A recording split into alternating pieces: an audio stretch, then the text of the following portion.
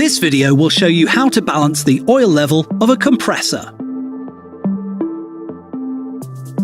To determine if you need to flush the AC system, you first need to remove the faulty compressor.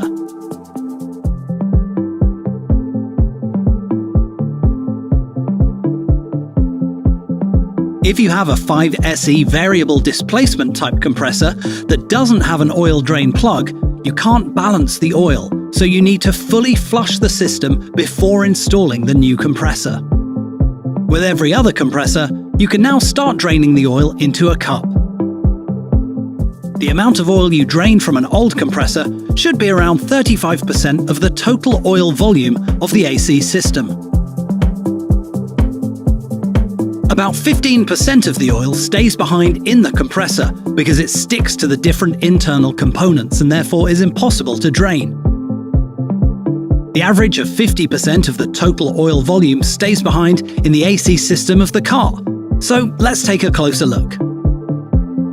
In this example, the total amount of oil in the AC system of the car is 80 cc. You drain around 30 cc of the old compressor, which equals about 35% of the total amount in the compressor. The other 10 cc, or 15%, is still left in the compressor, stuck to different internal components.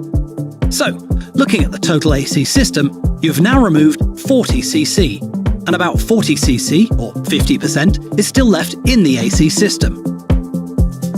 Now, if the amount of oil is too much, the compressor holds the wrong type of oil, or the oil is discolored, the system needs to be fully flushed with refrigerant. If the oil is clean, you can continue on with balancing the oil of the new compressor.